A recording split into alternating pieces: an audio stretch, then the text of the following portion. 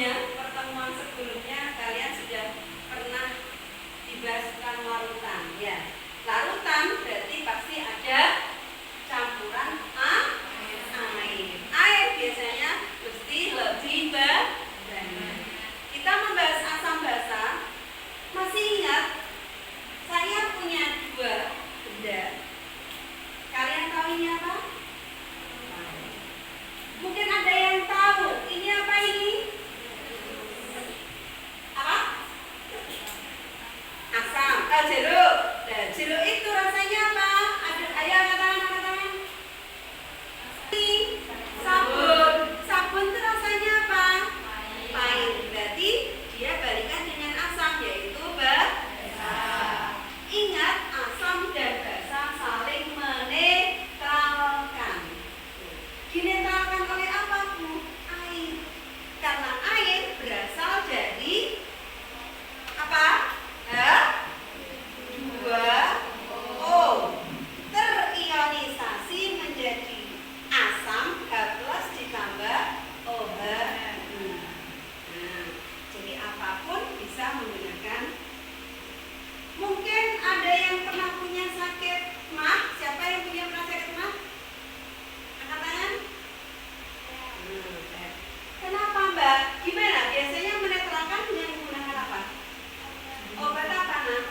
Obat promah. Promah itu mengandung basa. Masih ingat? Siapa yang masih ingat pH basa berapa? Angkat tangan. Lebih dari 7. Berarti kalau asam apa? Kurang dari 7. Ya? Oke. Nah, pada pertemuan kita kali ini kita mencoba sebenarnya larutan asam dan basa itu banyak sekali contoh yang ada di dalam kehidupan sehari-hari. Selain asam itu contohnya jeruk, apalagi kira? Angkat tangan tadi.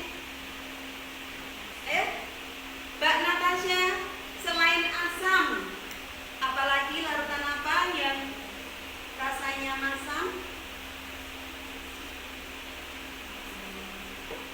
Iya, cuka. Betul. Itu ya. Jadi larutan cuka termasuk juga larutan asam. Selain cuka apa lagi?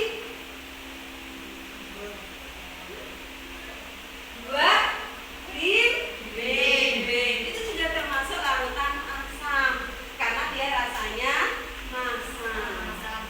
Dan bimbing itu juga termasuk vitamin C yang jadi dia itu bisa digunakan untuk teroksidasi, ya. Terus kemudian kalau basa, perbandingannya basa tadi pH-nya lebih dari 7. Selain larutan sabun, apalagi? Deterjen. Pintar. Siska. Mbak Rina, apalagi? Ada larutan sampo itu sudah termasuk basa. Itu adalah salah satu atau beberapa contoh yang ada dalam kehidupan sehari-hari, ya. Oke, untuk selanjutnya kita praktikum, ya. Nanti kalian menggunakan baju lab, terus kemudian kalian nanti bisa mencoba untuk mengidentifikasi yang mana asam, yang mana basa, yang mana netral. Bu, gimana kok rasanya tahu asam, basa, dan netral? Kalau asam itu nanti identik dengan kertas lakmus warna merah, ya. Kalau basa berarti identik dengan kertas lakmus warna biru, ya. Kalau netral berarti nanti dicelupkan ke merah tetap warna merah, kalau ke biru tetap biru, namanya netral. Itu ya. Nanti kita selesai. Oke.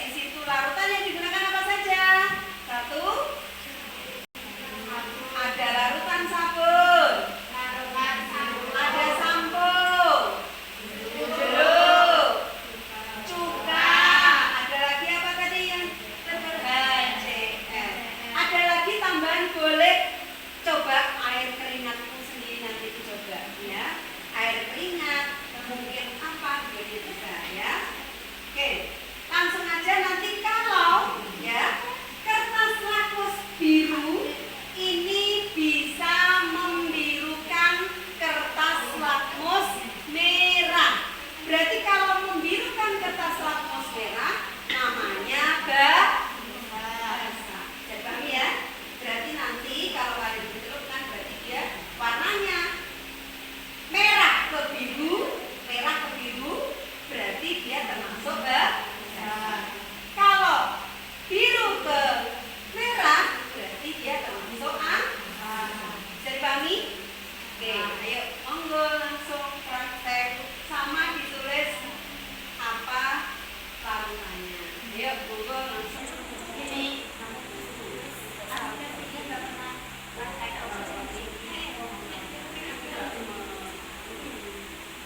nama, jangan lupa namanya, nama kelompoknya.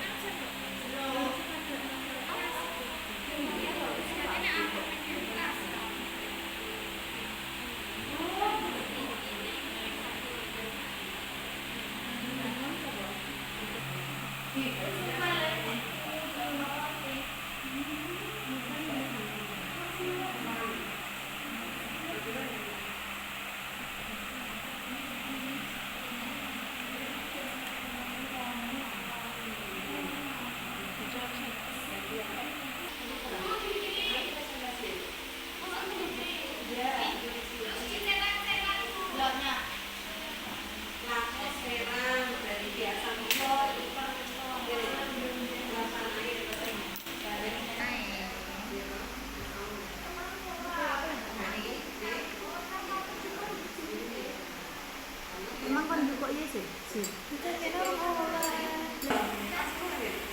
Sampo dia basah, berarti dia